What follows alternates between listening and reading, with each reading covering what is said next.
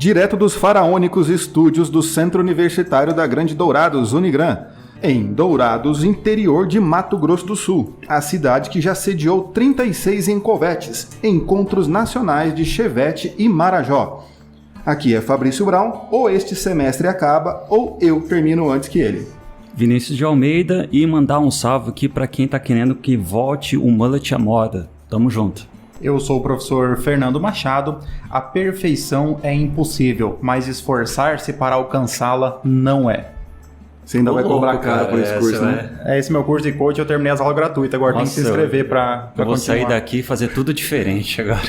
Pelo menos a frase você acertou essa vez, Fernando. Pessoal, vamos iniciando aqui, começando a iniciar o nosso podcast com aquele agradecimento. Muito obrigado a todos os ouvintes, todo o pessoal que está participando, acompanhando a gente nas redes sociais, acompanhando também nos streams. Muito obrigado. Com a ajuda de vocês, a gente está fortalecendo e melhorando cada vez mais esse programa. Gostaríamos aqui de agradecer a você, irmão, irmã, que nos ouve durante a semana, no seu trabalho, aí no seu momento de lazer, ou enquanto você está assistindo uma aula EAD. Gostaríamos de agradecer o carinho de você que nos ouve, de você que compartilha a sua opinião sobre os nossos episódios, que participa, que interage conosco. Gostaria de agradecer hoje também de forma especial a Unigran, que nos cedeu tanto a sua equipe técnica quanto o seu estúdio para a gravação. Eu particularmente estou muito feliz, professor Fabrício, professor Vinícius, porque esse é o padrão de dignidade que eu mereço. E não aquilo que nós vínhamos fazendo. É assim que eu gosto de ser tratado. Então, Fernando, você tem que começar comprando um fone novo pro seu celular, que já dá uma ajuda do padrão de dignidade Fernando Machado. Rapaz, não, mas realmente o nível subiu gigantescamente, né? Eu não sei se gigantescamente existe essa palavra. Eu estou me sentindo uma pessoa que vem de Amambai e vai no shopping aqui em Dourados. Mas esse é você mesmo, você veio de Amambai. Sim, fui eu. Aqui a gente tá se sentindo como um rei mesmo. E eu devo confessar, a primeira vez que eu fui no shopping aqui, a porta abriu, eu passei e falei obrigado, moço, por segurança.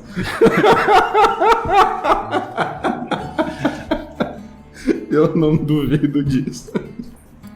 Pessoal, continuem nos seguindo nas redes sociais e faz um favor, divulga para toda a família, para sua tia, para sua avó, para os seus amigos, no grupo da família agora no Natal, manda para eles como sugestão para nos ouvirem. O pessoal vai estar de férias, então dá essa força, segue divulgando para nossa audiência romper o 1 milhão de visualizações. É isso aí, Natal tá chegando, né? Você tem que ter assunto para a hora da ceia lá. Então ouve o podcast. A gente tem bastante episódios aí já lá disponíveis no Spotify, agora no YouTube, dentre outras plataformas, para você lá surpreender com aquela juridiquez que a gente faz, com tudo menos juridiquez, para você surpreender aí os seus familiares. Hoje vamos tratar então de um tema atual, né? Que nós não estamos sofrendo isso, mas o pessoal da Amapá está numa sofrência danada. Se colocar no lugar deles, dá para imaginar o quanto que a vida deles está desgraçada nesse momento. O Amapá, em 3 de novembro, sofreu um apagão em 13 das suas 16 cidades. Ficaram no escuro depois de uma chuva que seguiu de uma explosão em um incêndio em 3 dos transformadores da maior e mais importante subestação do estado. E a população toda ficou no escuro. Plano de contingências foram feitas pela operadora pela concessionária que opera o sistema de energia no Amapá, com intervenções do Operador Nacional do Sistema Elétrico, e lançado planos de retomada, mas até hoje a situação ela está instável, com regiões tendo blackouts frequentemente. Estabelecimentos tiveram que se adaptar, utilizando-se de geradores de energia movidos a diesel ou a gasolina, aqueles que têm geração de energia fotovoltaica, mas a questão é que grande parte da população, a sua grande maioria, ficou no escuro durante muitos dias. No dia 8 de novembro que a energia começou a ser restabelecida em forma de rodízio. Então, do dia 3 até o dia 8, totalmente sem energia, e a partir do dia 8 em forma de rodízio. Então, se a gente já fica bravo aqui em Dourados, quando cai uma árvore, rompe os fios, que a gente fica uma tarde ou parte do dia, como eu fiquei lá no escritório 48 horas sem energia, a gente já fica bravo, e era o meu escritório, não era a minha casa, imagina ficar todo esse tempo. E até hoje a situação não se normalizou, com diversas e outras consequências, intervenção inclusive do Tribunal de Contas da União, do TSE, que teve que adiar a data das eleições municipais, e do Poder Judiciário também, que interviu na agência reguladora do setor e no do Operador Nacional do Sistema Elétrico, substituindo, suspendendo seus diretores. E aí essa é a celeuma toda que nós vamos tratar nesse momento, as consequências jurídicas desse fato, dessa tragédia para a população do Amapá. Bom, aqui nós precisamos primeiro delimitar o nosso assunto, porque esse assunto nós estudamos sobre ele lá no direito administrativo, né? Você é aluno do curso de direito da graduação, às vezes durante a aula administrativa, eu sei que você fica pensando ali, eu não vou utilizar isso nunca, com relação a essa matéria tão tratada com tanto desprezo muitas vezes pelo aluno na graduação, e agora nós estamos aqui mostrando que o direito administrativo ele vive e ele na prática ele é importantíssimo para a análise do contexto no qual nós vivemos. Essa situação trágica que ocorreu no Amapá, ela insere-se na falha da prestação de um serviço público. Então, primeiro ponto, o Estado ele existe para prestar serviços públicos. Esses serviços públicos prestados pelo Estado, eles podem ser prestados de forma direta ou indireta. Então, alguns serviços públicos o Estado ele presta diretamente. Por exemplo, quando o Estado constrói uma escola estadual, ali há uma prestação direta de um serviço público. Quando o Estado brasileiro ele estrutura as Forças Armadas para a defesa da soberania nacional, ali nós temos a prestação direta de um serviço público. Porém, a nossa Constituição, ela permite que determinados serviços, eles possam ser prestados de forma indireta, ou seja, o Estado ele repassa para uma outra pessoa jurídica para que vá prestar esse serviço. Como regra, nós temos serviços prestados de forma indireta, nós temos os serviços de telefonia, os serviços de transporte urbano, seja ele intermunicipal, interestadual ou transporte dentro do município, o transporte urbano em sentido estrito, o fornecimento de energia elétrica, que é o caso que nós vamos tratar, saneamento básico, são serviços que o Estado ele pode prestar diretamente ou ele pode prestar de forma indireta. Atualmente, grande parte desses serviços eles são prestados de forma indireta por empresas da iniciativa privada, embora nós já tivemos no Estado brasileiro muitas dessas empresas como empresas estatais. Daqui a pouco o professor Fabrício vai falar um pouco mais sobre isso, mas nós já tivemos, por exemplo, empresas de telefonia públicas, como a Telesp lá em São Paulo, como aqui no Mato Grosso do Sul nós tínhamos a Telemes, né? O professor Fabrício, que ele já tem um pouco mais de idade, já dobrou o cabo da Boa Esperança, ele vai se lembrar que ele utilizava o orelhão da Telemes, que agora que foi vendida para uma empresa de iniciativa privada. Eu colecionava cartão. Inclusive, eu tenho lá no escritório 2 cartões e 4 fichas de olheirão. Professor Fabrício. Professor Fabrício. Nossa! Esquece, não vou tentar falar. O professor Fabrício será encaminhado para um especialista, um fonoaudiólogo, para melhorar a sua dicção. E então o serviço público ele pode ser prestado de forma indireta por meio de pessoas jurídicas de direito privado, conforme define o artigo 175 da Constituição, que vai definir que por meio de licitação a administração pública pode repassar por meio de concessão ou de permissão alguns serviços para a iniciativa privada. Nesse caso que nós temos aqui, insere-se nessa situação. A empresa que opera as linhas de transmissão de energia elétrica no Amapá, ela é uma empresa que foi privatizada e ela pertence a um grupo espanhol, e o ano passado esse grupo espanhol, em grave crise econômica, ele repassou essas operações para uma outra empresa, ou seja, é um serviço público que é prestado por meio do regime de concessão de serviço público. Então, uma coisa bem interessante, aproveitando essa fala aí do Fernando, é em relação ao que é esse contrato aí de concessão de serviço público. O primeiro ponto que você tem que saber é o seguinte, pessoal. Existe uma lei que regulamenta as concessões e permissões de serviços públicos, que é a Lei 8987 de 95.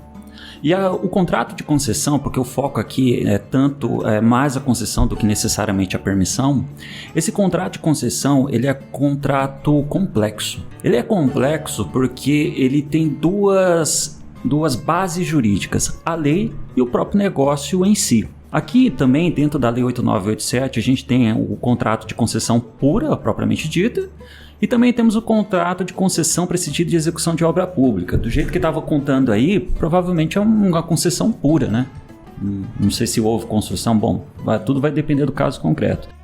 Só que é interessante, quando você pega lá a Lei 8987, a própria lei estipula ao concessionário que ele vai ter uma série de obrigações, uma série de deveres que ele tem que cumprir. Não só frente à administração pública, mas também frente aos usuários, que daqui a pouquinho vale a pena a gente também comentar um pouco sobre o que é os usuários, o que são essas pessoas que estão sendo afetadas por essa situação. E se a gente pegar a Lei 8987, só que aqui a gente só está no campo das ideias, porque a gente tem que esperar como é que vai ser a averiguação, como é que vai ser essa análise, questão dos diretores, etc e tal. Mas vamos imaginar a seguinte situação, vamos imaginar o pior cenário. A concessionária, ela deu causa a esse apagão que está acontecendo lá no Amapá. Se a gente pegar a Lei 8987, ela vai falar lá nos seus últimos artigos sobre a forma de extinção desses contratos, os contratos de concessão. Aí tem vários tipos. Aí tem, por exemplo, a encampação, etc e tal. Mas o que seria, no caso aqui concreto, a gente poderia falar? Em tese, porque a gente tem que ver como é que vai ser feita toda a investigação, análise, seria caso de caducidade. Seria a extinção do contrato de concessão por caducidade em decorrência da má prestação de serviço, da falha da prestação, pelo não cumprimento dos termos tanto da lei como também do contrato. Deixa eu falar agora um pouquinho aqui em relação aos usuários. E olha só, professor Fernando, nem Guns N' Roses preparou a gente para um novembro chuvoso como esse, né? Conhece essa música? November Rain. Não, eu não gosto muito de rock, não é muito When I meu... look into your eyes, não? Eu vim lá de Amambai, lá nós ouvimos Canto da Terra. Foi isso agora. Ué, eu tava cantando música, pô. Você canta olhando pros olhos do Fernando, fica estranho. Ah, mas a música pede, né? É? Não, mas Então, enfim, tá bom. não, estamos fugindo, É livre, estamos fugindo, fica à estamos fugindo. vontade. Estamos fugindo do tema, mas vamos lá. Voltando, então, nem Guns N' Roses preparou a gente para um novembro chuvoso como esse. Professor Fabrício, eu estou assustado. Não, eu tô assustado porque agora você está olhando para mim. Eu gostaria de me retirar. Isso, ainda bem que você não só sabe italiano e francês, Fernando. Sabe? Não, ainda bem que não é ao vivo, né? Imagina. Pô, mas peraí, vamos lá. A sua voltar. cabeça era mais legal, né, Vinícius? É que eu tô pensando no clipe agora. Mas vamos lá, voltando. Piorou. Mas por gentileza, volte ao assunto aí. Cara, o clipe deixa eu comentar do clipe, bicho. O clipe dessa música é muito bacana, porque chega uma hora que é num casamento lá numa casinha, lá no Quinto dos Infernos. Ah, virou MTV Aí. agora? Não, peraí, isso aqui é um comentário jurídico relevante.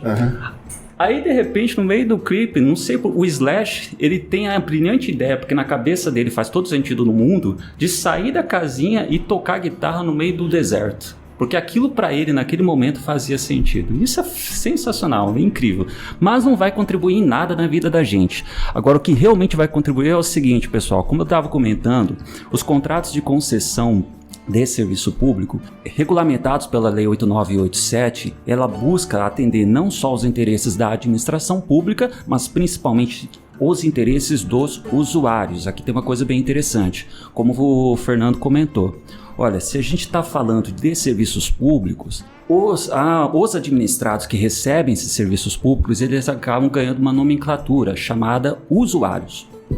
E o texto constitucional, lá no seu artigo 37, parágrafo 3º, ele vai falar que precisa de uma lei que proteja os usuários em relação à prestação de serviços públicos, seja pela administração pública ou seja de forma indireta, como o Fernando comentou. Só que acontece que essa lei, demorou para sair. Ela saiu, na verdade, só em 2017, o Estatuto dos Usuários. E por causa disso, ficou uma espécie de limbo jurídico sobre como é que a gente vai proteger a pessoa que está recebendo um serviço público. Como é que a gente protege o usuário?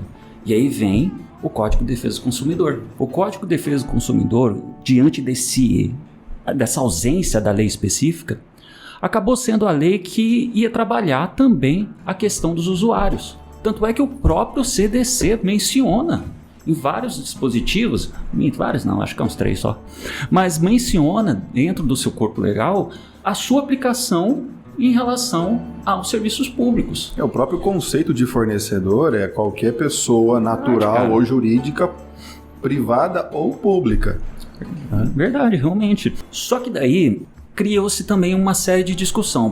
Peraí, será que vai aplicar o CDC para todo tipo de serviço público? Será que todo usuário, por exemplo, a gente que é usuário de segurança pública, será que a gente pode se encaixar no conceito de consumidor? E aí, com o passar do tempo, o STJ meio que sedimentou seu entendimento no seguinte sentido.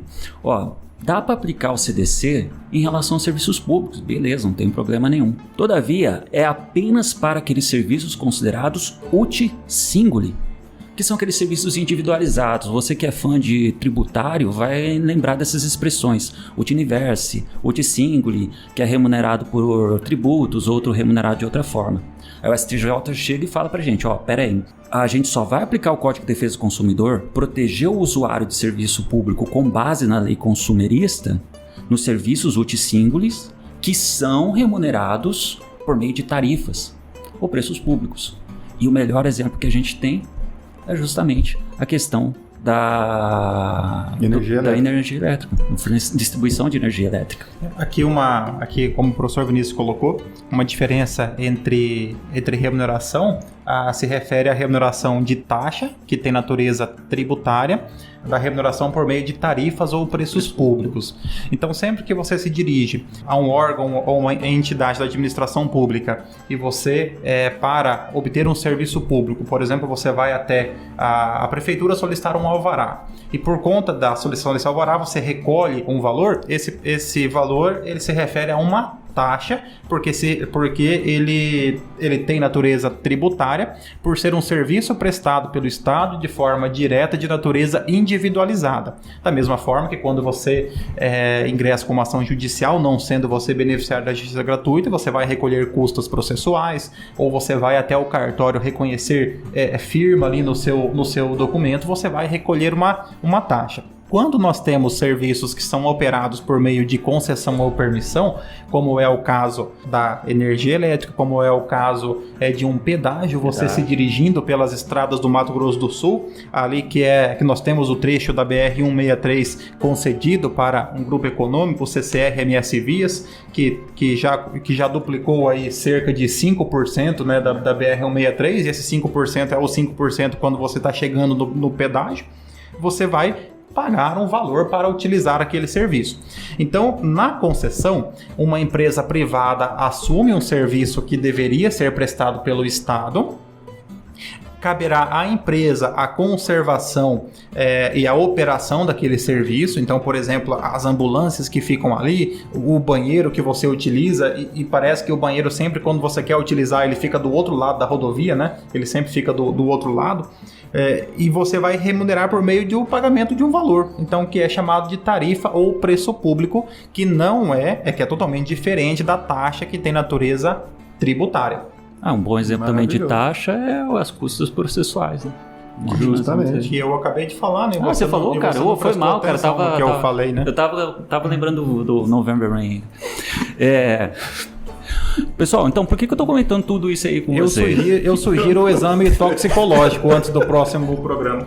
Por que eu tô comentando isso com vocês? Porque a gente tem que ver como que o direito vai conseguir abraçar esses usuários lá no Amapá, porque se você parar para pensar, a gente não está falando apenas desse apagão de direitos violados em relação a consumidores, como eu fiz esse levantamento aqui com vocês, ou então usuários. Daqui a pouquinho até, quem sabe, comenta um pouco sobre o estatuto. Mas a gente está falando sobre você restringir o acesso de energia às pessoas em pleno século XXI. A gente pode muito bem falar que a energia elétrica ela está relacionada com a própria ideia de direitos humanos das pessoas. Pô, não tem como você imaginar você viver no mundo atual sem poder consumir o que a tecnologia, o que as comodidades que hoje nós temos. A gente pode falar que a energia elétrica está relacionada com a própria dignidade humana. Não é só tecnologia, não, é a conservação dos alimentos. Você perde a sua geladeira. A gente já não tem mais alimentos conservados no sal e na banha, que pode durar bastante tempo. A gente precisa da geladeira para guardar alimento, para ter um mínimo de conforto para você poder dormir, ligar um ventilador ou um ar-condicionado. Para segurança também. Então, a iluminação na via pública. Você pega, por exemplo, quando acaba a energia, via pública, aquele breu à noite, tudo é perigoso para o pedestre, etc. Por mais que a pessoa esteja de carro, a percepção muda, né? E eu acabei de ter uma ideia para uma tese de doutorado, né? Enquanto o professor Vinícius falava, o direito fundamental aos serviços públicos, né? Olha que bonito, hein? Então ficou bom, né? Agora, nome de livro. Vamos cortar essa parte aí para né? Quando a gente for participar de um programa de doutorado, ninguém fica sabendo. É verdade, né? Então já começa a escrever aí, senão uma flauta dos peruanos da Antônio João tocando em cima. Cara, e continuando, quando a gente estuda sobre serviços públicos, a gente estuda que eles são regidos por alguns princípios. Princípios como, por exemplo, continuidade, eficiência, participação, etc. e tal. Essa situação, esse caso lá do Amapá, é uma representação de violação um atrás do outro dos princípios que regem os serviços públicos. E aí, voltando a insistir nessa ideia aí de que a energia elétrica está relacionada com a dignidade da pessoa humana. Essas pessoas terem que passar por essa espécie de rodízio, quanto tempo mesmo era? Quantos dias lá que eles têm que ficar? Não, o rodízio começou no dia 8, então do dia 3 até o dia 8 são 5 dias, né? Inicialmente de 6 em 6 horas, posteriormente de 3 em 3 horas. Mas, segundo aqui a minha pesquisa, mesmo o rodízio ele foi falho em grande parte dos bairros da capital. Cara, só ter que submeter as pessoas a isso já é uma situação agressiva à própria ideia de dignidade humana delas. E mais, pesquisando, o gerador que pegou fogo e etc e tal, desde 2019, em 2016 teve um sinistro, uma explosão lá também, e esses geradores esses transformadores que deram problema, eles já tinham comunicado na ANEEL, Agência Nacional de Energia Elétrica, e já tinha inclusive uma licitação com uma empresa que tinha vencido a licitação para fazer a manutenção de alguns e a troca de outros. Eles já apresentavam problemas e precisavam ser trocados. Então, é mais grave ainda porque o problema, sabia da existência do problema há muito tempo e não tomava nenhuma providência. Então, na verdade, era, como é que aquela frase? Uma tragédia anunciada. Nesse caso, pelo levantamento que eu fiz, eram 3 geradores e a energia ela não é produzida, ela não é gerada no estado. São 3 transformadores, não são geradores. Ela vem de outros estados e ela apenas é repassada para os consumidores. Então, aí a primeira falha não é gerada energia no estado do Amapá. O que torna a energia mais cara. Exato. E além de não ser gerada, havia apenas um ponto de transmissão da energia que chegava ao estado. Evidente que um problema técnico neste gerador ocasionaria o caos que foi no estado. Você não tem aquele que o pessoal da tecnologia chama de redundância, né? Quando um quebra, o outro entra no lugar e daí o outro... Não, aqui muito nos admira as políticas públicas, os políticos do Amapá, que em todos esses anos, em nenhum momento se preocuparam, e o presidente do Senado, ele é do Amapá, e em todos esses anos, nenhum deles teve a brilhante ideia de pensar em um plano alternativo para uma situação de falha. Então, o que demonstra, nesse caso, uma atuação totalmente omissa dos órgãos regulatórios, o professor Fabrício falará mais adiante sobre isso, o que ocasionou essa inexecução do serviço público. Cara, vamos para pensar assim, quais seriam os danos suportados por essas pessoas, por esses usuários, esses consumidores? Primeiro, os danos materiais, né? Equipamentos queimados, eletrônicos queimados, geladeira... Produtos perecíveis. Tudo o que foi perdido em virtude disso. não poder continuar a atividade comercial. Vamos pegar uma empresa que precisa, toda empresa precisa da energia para trabalhar, nem que seja uma marcenaria, uma serralheria, uma mecânica, prestador de serviço, nesse caso, açougue, por exemplo, se não tiver um gerador próprio de energia. Nesse caso, nós poderíamos aqui levantar o questionamento. A concessionária de serviço público, sendo ela responsável pela prestação de serviço, ela responde civilmente pelos danos materiais causados? Ou, levando mais adiante o debate, ela pode responder por danos morais pela situação catastrófica para o qual ela submeteu os seus usuários? Ou indo mais além, pode responder também por danos coletivos. Você não quer ultrapassar a barreira do som agora? Achei que era propaganda do Polishop, né? Que vai... e tem mais, e não quer é só pagar isso. Conta? Aí é Casa Bahia. Não, e ainda aquelas propagandas de infoproduto, né? E você ainda recebe mais 8 e-book gratuitos, não sei o quê. Ainda tem isso. Mas não professor Fabrício, responde por danos materiais ou danos morais? Os dois, materiais e morais, a concessionária responde. Como é que é o nome dela? Enia Amapá? Amapá Energias? Linhas de transmissão, não me recordo. Também não vou, mas não importa. Não importa. Não importa mesmo. Não, vai responder por danos materiais e por danos morais, a concessionária responde. Os danos materiais, por certo, o consumidor, o usuário tem que fazer prova, a estimativa dos alimentos que ele tinha lá, que ele veio a perder, dos produtos da geladeira, do computador, que porventura vieram a estragar, se estragaram, vão ter que pagar. Isso não é só no Amapá, em qualquer usuário, né? Numa concessionária de energia elétrica, que em virtude de danos elétricos sofrer, ele pode, né, e tem instrumentos para você ser ressarcido disso. Os danos morais, pensando numa queda de energia normal decorrente de um temporal. Vamos colocar a situação nossa aqui, como aconteceu no dia 8 de novembro e queimou a impressora lá do meu escritório. Não caberia danos morais porque você não tem uma culpa da empresa nesse sentido decorrente do que aconteceu, porque caiu uma árvore, isso pode vir a acontecer, tudo mais. Em Dourados é certeza que vai acontecer. Ainda mais no bairro que eu moro, que é um bairro antigo, só tem árvore velha, e as árvores estão caindo, junto com meus vizinhos, então isso tende a acontecer. Mas o dano material, ela é obrigada, em virtude da lei e do serviço que ela pede, manter uma tensão ali, sem choques de tensão, independente se cai uma árvore, se rompe a energia, ela tem que ter um sistema lá para evitar que isso vá para a residência, para o ponto do consumidor e cause o dano no equipamento dele. Então, ele tem. Então, o consumidor apresenta, queimou, tal e etc. É dano elétrico, ele vai trocar, né? Vai indenizar, na verdade, em dinheiro, aquilo que o produto vale. A avó sempre nos ensinou, quando vai começar a chover, a retirar os itens da tomada. Começou a trovejar, né? Tira da tomada. Esse é um procedimento que eu, até hoje, instintivamente, quando o tempo começa a fechar, né? Segundo diria ela, o tempo começa a fechar, eu retiro todos os itens da tomada. Você sabe que você pode, na sua casa, já ter um quadro de luz diferente do que era a casa da sua avó e só fazer cleque ali, né? É mais fácil. Eu posso, mas como eu digo, é instintivo, né? Quando eu me vejo, eu já estou tirando. Mais forte que você, né? Cara, sabe que você nem corre com garfo na mão, né, Fernando? Também não. E também não misturo manga com leite. Mas manga com leite é verdade. Lá em Amambai teve um caso do rapaz que veio a óbito. Cara, sabe que eu lembrei? Tem um julgado desse ano, inclusive, que é bem interessante, que fala que pode, sobre esse negócio de CDC, a administração pública pode ser encaixada como consumidora. Então, tudo bem que no caso concreto lá do STJ era Distrito Federal e em relação a um banco. Só que pode ser que seja um caso paradigmático aí no sentido de que para ser consumidor tem que ter aquela coisa da vulnerabilidade ou hipossuficiência. Qual que é? Hipossuficiência. A hipossuficiência, que pode ser de várias maneiras, né? Tem a jurídica, tem a técnica, não sei o quê.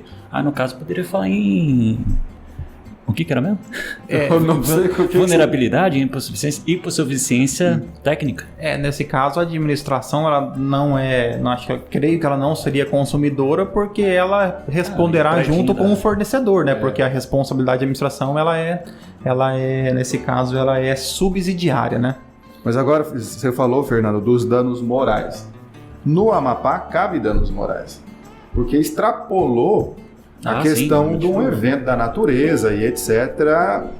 dá uma oscilação na tensão e queimar, extrapolou. Foi por culpa de falha de manutenção na subestação lá de redução de tensão, né? Ele recebe uma tensão muito alta, reduz para passar para as residências e os comércios, para a rede ali. Então, houve uma falha nesse sentido, que poderia ter sido evitada, e além disso, o reparo da devolução da prestação do serviço público ainda não ocorreu de forma adequada. Demorou muito para voltar de forma precária e a precariedade ainda está instalada, considerando que hoje é dia 20 de novembro. Se você tiver ouvido isso daqui a um ano, que talvez já esteja funcionando. Demorou demais. Aí dá razão sim para os danos morais. Aí nesse caso, a prestadora do serviço público lá tem razão pelos danos morais. Poderíamos cogitar aqui, e a administração pública direta, a União no caso, que é quem concede esse serviço, responderia? Ela só vai responder em 2 casos, e aqui os administrativistas, é assim que a gente chama você, Fernando, administrativista? Pode me chamar ser desse assim, jeito, pode ser. Né? Então, o pessoal que trabalha com o direito administrativo, ela responderia no erro em vigilando e em elegendo. O erro em vigilando seria a falta, errar na vigília, na fiscalização. Errou porque não fiscalizou de forma adequada como deveria fazer, que é a obrigação dela. E o em elegendo é quando você erra na escolha. Dos que participaram do certame licitatório, escolheu um ruinzinho que não tinha condições para prestar o serviço de maneira adequada. Se comprovado, e aí nós veremos que há realmente uma falha aí da agência reguladora e do Operador Nacional de Saúde, há uma falha nesse sentido, provando essa falha, a administração há de responder também pelos danos materiais e morais, de forma subsidiária, não é isso? Nesse caso que nós temos, a administração pública ela deverá responder porque ela falhou. Aqui, mais claramente, verifica-se uma falha na fiscalização. Pode ser que tenha ocorrido uma falha no processo de concessão, no processo licitatório, pode ser. Mas como o processo ocorreu em 2008 e não houve ali nenhum questionamento, então, em tese, presume-se que o processo licitatório foi adequado. Por esse motivo que a administração pública, quando ela licita, ela exige no edital, sobretudo para grandes obras ou licitações de grande vulto, ela exige uma série de garantias, que é a chamada qualificação. Então nós temos a qualificação técnica, se a empresa ela tem profissionais capacitados para atuar, a qualificação jurídica, se a empresa possui legalidade, possui a situação regular, a qualificação trabalhista e fiscal, se a empresa não possui débitos trabalhistas e fiscais, e também a qualificação econômica, se aquela empresa, se ela tem um potencial para suportar eventuais ônus decorrentes daquele contrato. Então, exemplo, supondo que eu vá proceder aqui uma licitação para a ampliação do estádio Douradão aqui em Dourados.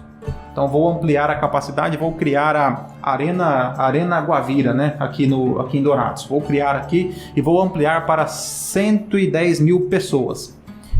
Para contratar uma empresa para esta obra, que é uma obra de grande vulto, eu não posso contratar ali a construtora Dois Irmãos, que talvez tenha ali um capital social de 5 mil reais. Por quê? Porque ela não teria capacidade financeira para conseguir executar aquela obra e posteriormente para responder por eventuais reflexos jurídicos daquele contrato. Então, nesse caso, mesmo sabendo que Dois Irmãos é a maior rede do Brasil, tem hotéis, tem mercados, tem estacionamento, lava rápido. Correto, é um grande grupo econômico, hospitaria, né? Todo lugar tem Dois Irmãos. Todo tipo de negócio tem Dois Irmãos.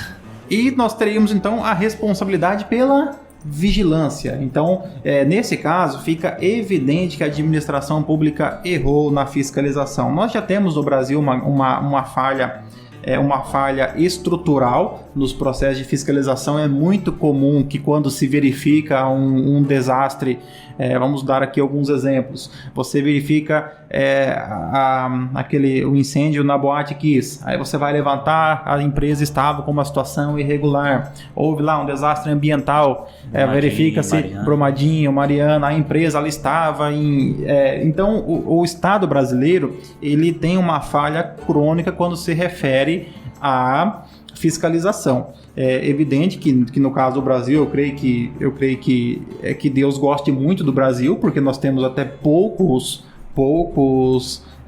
danos maiores como esse, porque nós não temos uma atividade ostensiva do Estado em termos de fiscalização. Nesse caso aqui, resta evidente, claro que será apurado por meio de um processo administrativo, o que levará a uma caducidade do serviço que foi concedido, né? Aqui nós temos dois conceitos parecidos na lei de concessão e permissão, que é a encampação e a caducidade.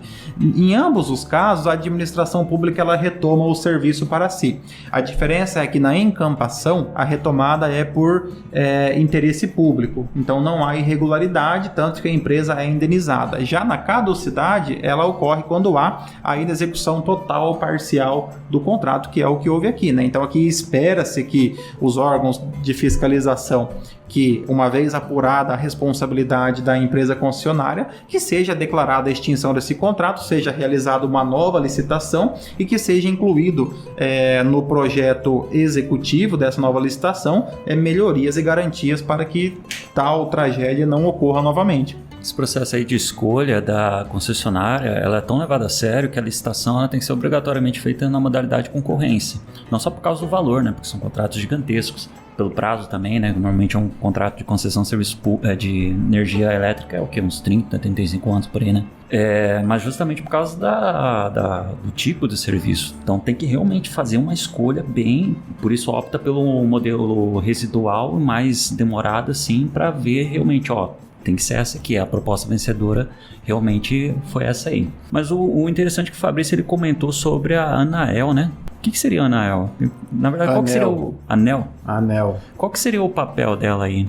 Então, no início dos anos 90, na era do governo Fernando Henrique Cardoso, a transição, na verdade, da gestão do Itamar Franco para o governo Henrique Cardoso, com a implantação do Plano Real, ainda no Itamar Franco, surgiu também uma política pública de privatização, onde empresas públicas foram privatizadas, foram vendidas para a iniciativa pública nesse modelo de concessão. PNP?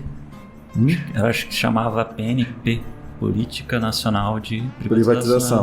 Se não for, deu certo.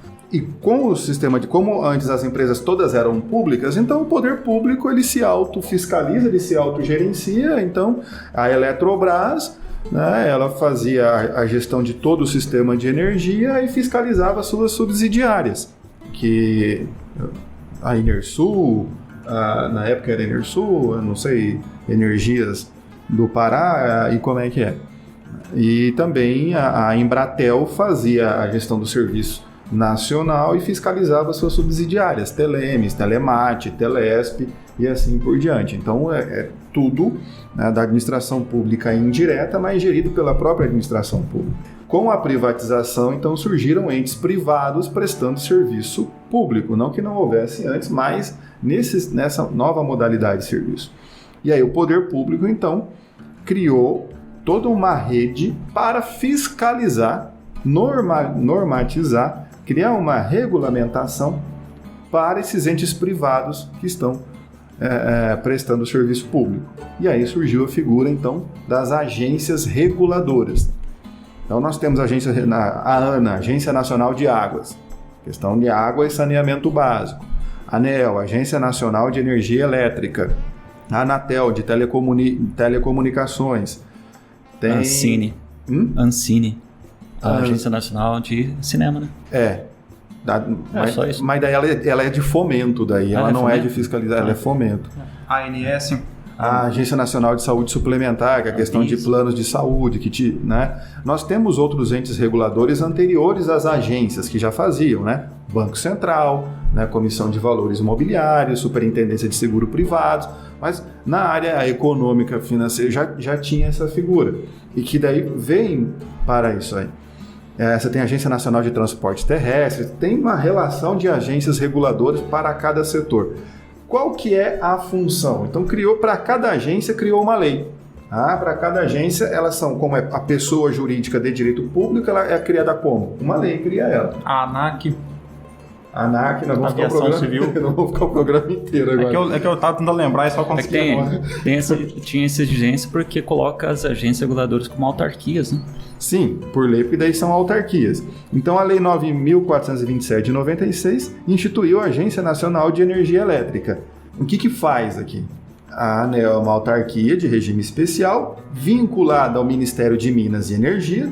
Qual que é a finalidade? Regular e fiscalizar a produção, transmissão, distribuição e comercialização de energia elétrica em conformidade com as políticas e diretrizes do governo federal. Dentre as competências, há outras competências vinculadas também à sua finalidade com o serviço prestado em relação à administração pública e também para os usuários, que ela deve fazer. Ela tem que fiscalizar a prestação, a fazer vistorias periódicas na questão da distribuição, do fornecimento, da geração também. A gente pensa o que a Linhas de Macapá, transmissora de energia, faz é a distribuição ali. Mas você tem a transmissão, que daí é levar da geração até a distribuição. Então você pega da usina hidrelétrica, por exemplo, e transmitir até quem vai distribuir para as casas, e tem a própria geração. O Mato Grosso do Sul pega muito daquela usina no Rio Paraná que faz divisa com São Paulo, que eu não sei. Itaipu manda para o norte, para São Paulo. Então tem as linhas de transmissão. Urubupungá. Então a gente... Não quer saber. Eu fui um bom aluno em geografia. Isso a gente já pôde testemunhar aqui no podcast. Todo esse sistema, então você tem uma pessoa jurídica ali, uma autarquia, cuja finalidade é cuidar disso, é fiscalizar, nada mais, e promover também políticas para o aumento da implementação da energia elétrica, né? Pensando no crescimento da capacidade produtiva do Estado, da nossa sociedade, pensando que a sociedade cresce, produz mais, e quanto mais ela cresce, mais ela produz, mais a gente gasta energia elétrica, mais a gente precisa de geração, a gente não pode pensar só na distribuição. Se você vai aumentar a distribuição, você tem que gerar mais, então é um sistema complexo. Aqui nesse ponto, quando eu digo isso, aqueles meus amigos neoliberais, eles não gostam que eu falo isso, eles são contrários, que eles dizem assim, o Estado ele tem que privatizar tudo, o Estado ele tem que ser o Estado mínimo. Eu digo, não necessariamente a privatização conduz a um serviço de boa qualidade. Um exemplo que nós temos é esse. Então eu posso olhar para empresas estatais, eu posso olhar para o Banco do Brasil, eu posso olhar para a Caixa Econômica, se bem que a Caixa de vez em quando trava lá o caixa eletrônico. Eu posso olhar para a Embrapa, que são todas empresas estatais e prestam um serviço público bastante adequado. Você não vai identificar aí uma diferença do serviço oferecido, por exemplo, entre o Banco do Brasil, que é uma sociedade de economia mista, e o Itaú, que é um banco privado. São bancos que concorrem ali em igualdade de condições. A Embrapa, que é uma empresa pública, ela exerce um papel de excelência no Brasil. E não necessariamente privatizar significa melhoria de qualidade. Até por quê? Porque o Estado ele privatizou, mas ele não estabeleceu mecanismos eficientes de controle. Se o Estado fiscalizasse da forma correta, pode ser que as empresas então elas oferecessem um serviço melhor. Então não necessariamente privatizar, por exemplo, os Correios têm que ser privatizados porque a minha encomenda não chegou. Se o Correio for privatizado, o Correio vai fechar as suas agências nas cidades menores, porque não é lucrativo. Então, quando eu digo isso, meus amigos neoliberais ficam chateados comigo, mas eu digo, não necessariamente privatizar significa serviço público de qualidade. E não necessariamente ser público é de qualidade. Não, no Brasil nada significa ser de qualidade. Privatizar significa menos atuação estatal, que não significa necessariamente, vai estar melhor, vai estar pior. A finalidade da privatização destes setores destes setores na época foi pensado no seguinte: você tem muito recurso público que você pode transferir para a iniciativa privada, cuidar disso aqui, manter isso aqui, você fiscaliza, tributa e destina esforços para outra seara de competência do poder. A ideia é muito boa. A falha nossa no Brasil sempre é na execução. A ideia da privatização é o livre mercado, a concorrência, a mão invisível do Estado, ela vai prestar um serviço de qualidade. Mas aí o Estado privatiza a energia elétrica e me coloca apenas a Energisa na frente de casa.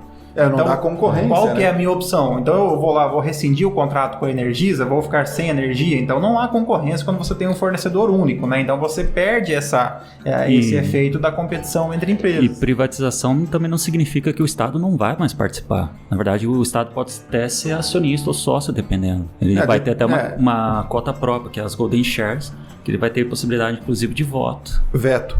Melhor ainda. Veto, né? Quando ele tem Golden Share, participação na empresa, ele tem poder de veto. É igual o Conselho de Segurança da ONU.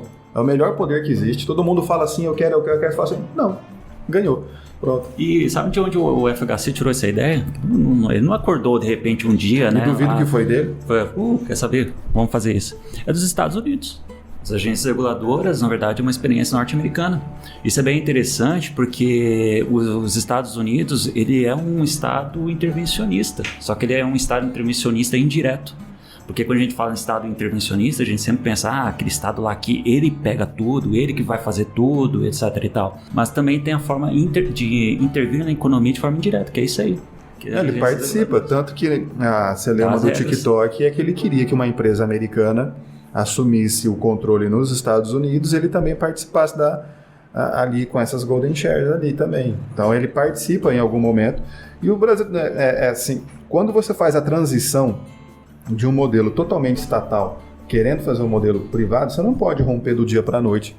Isso não acontece, não funciona. E a gente não conseguiu romper na energia elétrica a questão da concorrência. A gente não tem concorrência, a gente não pode optar por mais de um fornecedor. Na telefonia a gente tem concorrência, mas como é muito caro, a gente tem muito pouca concorrência. E os contratos são longos, né, cara? Ficou controlado em muito poucas operadoras de telefonia, mas aí não tem concorrência. Mas a questão do surgimento das agências reguladoras, então, fez surgir no Brasil todo um ordenamento jurídico que não existia antes. Todo um ramo do direito de pessoas se dedicarem agora ao chamado direito regulatório. Porque são entes jurídicos que interferem toda na iniciativa privada, na forma de funcionamento, em como que vai atuar, nessa possibilidade de você interpretar tudo isso. Porque todo um arcabouço jurídico, você pega só da ANEEL, se for no site da ANEEL, pegar o campo de legislação, escolher só leis do setor de energia elétrica, você tem muita coisa para estudar, voltada para isso. Então é todo um ramo do direito, extremamente especializado, mas muito amplo e com muita coisa para ser estudada. E aí que surge a responsabilidade, porque o senador da República, o Randolph Frederick Rodrigues Alves, os dois primeiros nomes é Randolph Frederick, que deve ter sido a mãe que escolheu e que achou que combinava. Ele entrou com uma ação popular contra a Agência Nacional de Energia Elétrica e contra o Operador Nacional do Sistema. Qual que é a função do Operador Nacional do Sistema? Fazer um controle justamente do que está acontecendo agora na questão de energia, da tensão daquilo que está acontecendo e saber identificar os pontos de problema no Brasil inteiro e solucionar sugestões ali. Então é o operador que às vezes ele tem que fazer mudança de transmissão de uma rede de transmissão para outra, porque naquele local uma geração de energia deu problema. O Operador Nacional do Sistema faz isso. Então você imagina, no Brasil todo você tem um órgão para fazer isso. Qual que foi a finalidade dessa ação popular? Por omissão da ANEEL, do Operador Nacional do Sistema e da Linhas de Macapá Transmissora de Energia SA, que é a responsável, a concessionária responsável, ficou identificado por ofícios encaminhados à ANEEL, encaminhados para o operador, entre a empresa e eles ali, que havia necessidade de troca de transformador e de manutenção também nos transformadores, inclusive com processo licitatório já concluído para uma empresa fazer.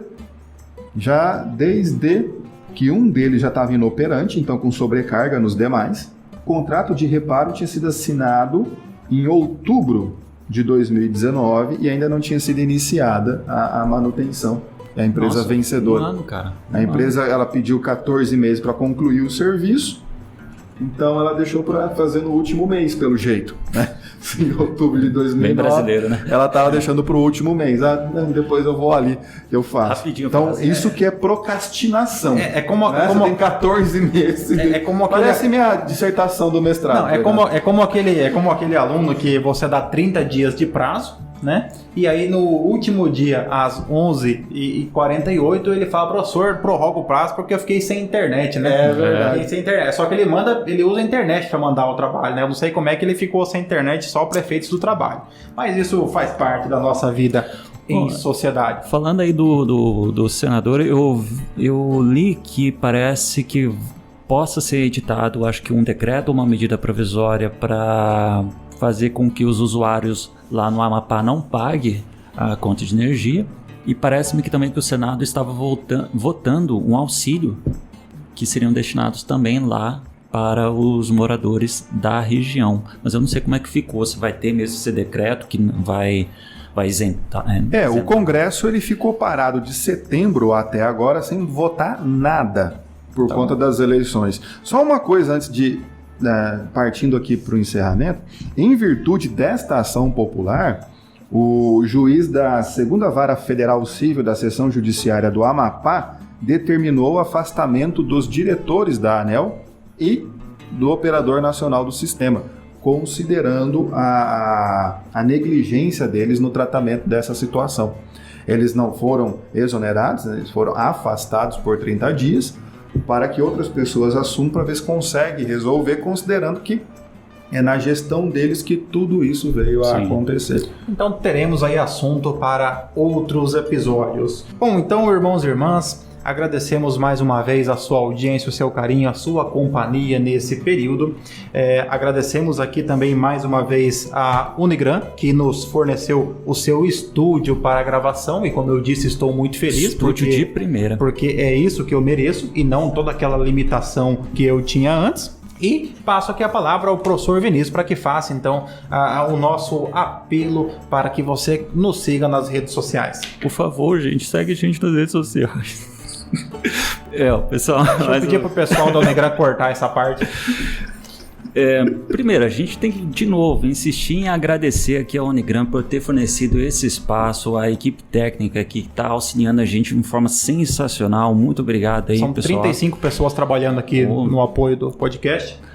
Muito obrigado mesmo. E, pessoal, é aquele recado de sempre. Segue a gente nas redes sociais. Confira a gente lá no Instagram, no Twitter, no Facebook. Nós estamos lá, procura lá Direito do Mato. Também nós estamos em redes de streaming como Google Podcast, Apple Podcast, Deezer, no YouTube e principalmente no Spotify. Agradecer também a todo o apoio que o Elcio e o Paulo nos deram aqui na Unigran para que isso fosse possível. E fiquem com Deus, tenham uma ótima semana, sejam muito felizes.